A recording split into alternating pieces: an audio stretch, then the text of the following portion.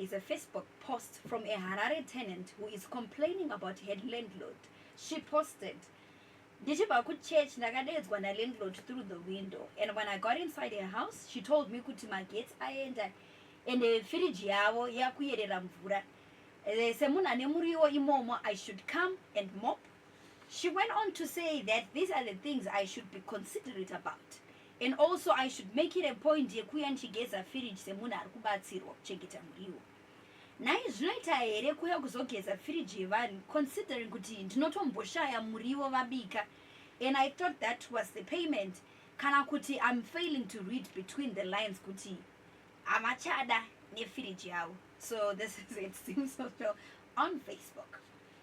Hanzi ndichibva kuchurch, you know panika mukabelieve katunoitika kuti ndanamata vanasimudzira mhepo, handizondo mhepo dzacho here dzaunenge wasimudzira, but tenant ari kuti achibva kuchurch akadedzwa nalandlord nepawindo, ndofuna ukamuona achipinda nepagedhi, magetsi anga aenda, vamuti fridge iri kuyerera mvura nekuti hakuna magetsi. And semunhu ane muriwo imomo, I should come and mop. And I also make it a point yekuti mukagaragara moya muchigezawo fridge semunhu ari kubatsirwa. So now this tenant is asking kuti zvinoita here kuti ndinonoka achipinda mumba memunhu ndofunga nekadish kane chwesi nesipo ndovhuravhura firiji yevanhu yakuzogeza, and ari kugeza mudhipi mune muriwo wake chete here kana kuti ari kutogeza firiji yese.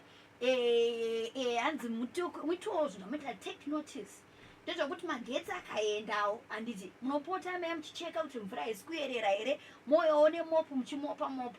But I guess in the tenant's head ari kuti semunhu anomboshaya muriwo akangofunga kuti zvingovhara zvakadaro when it comes to maintenance yefiriji.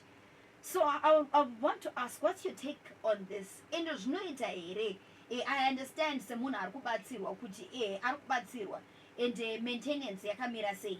It also got me thinking kuti apa in the event yekuti magetsi aenda vanhu vanobata muchitora muriwo uchisviba, tomboti firiji iyi yafa, tinobatsirana zvakare here ini natenant, or it might not be the fridge yalandlord or yemumwe fellow tenant or yepa next door. Kana firiji yafa tinobatsirana here kugadzira, and in this case apa ndezvekugeza. Zvinoita here kuonekwa uchiuya ndofunga paunenge wati gare gare ukafunga kuti ndane time chiyozotora muriwo uyo nokadish nekasipo wogeza firiji yawakuchengeterwa uyu. Kana kuti ingori nyaya yekuti haasi kunzwisisa kuti havachada nefiriji yavo. I want to hear what's your take on this. You can send me your responses on 0772 162 651. Kuti zvinoita here, and when it comes to maintenance semunhu ari kubatsirwa pafiriji unomaintainawo kusvika papi? Kana vari vamwe maybe you can't relate when it comes to the fridge, or vanoenda kunoonawo TV chaiyo kwalandlord kwemuroja kwauyu, munoshainisawo here, munorongedzawo machire pamasofa here.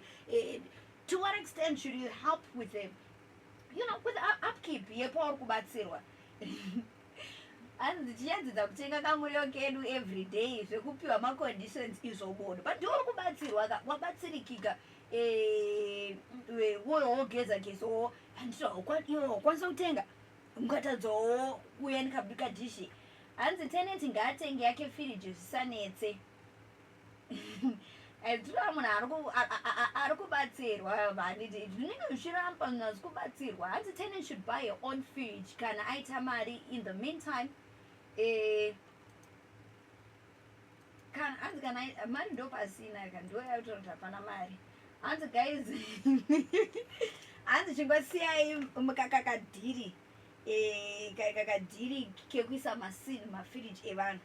Tinoda kubatsirikika kana nditi munoziva kuti kutenga muriwo everyday pamwe unenge wapindawo dhiri wosanganawo nemuriwo wakachipa wobvongoti regai nditenge in bulk, it's cheaper, and wakatokumbira vakatobvuma. So I want to know kuti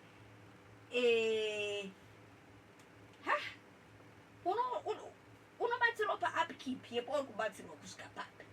Hanzi hazviite she's being inhuman kana vasingade ngazvigare. Okay, zvinobatsirikana kakaye.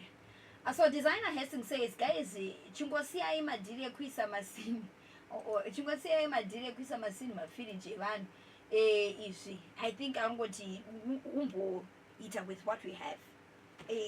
Talk to me. Send me your voice notes. Your messages on 0772162651. Got it. Unosvika papi when you want also help in the upkeep. Zviri right here. I don't know mopa magetsi kana ina mvura ichierera. Also hikafa tikubatsirana kuzogadzirisa here. What should happen in this case? Talk to me. I love it. They play all the songs.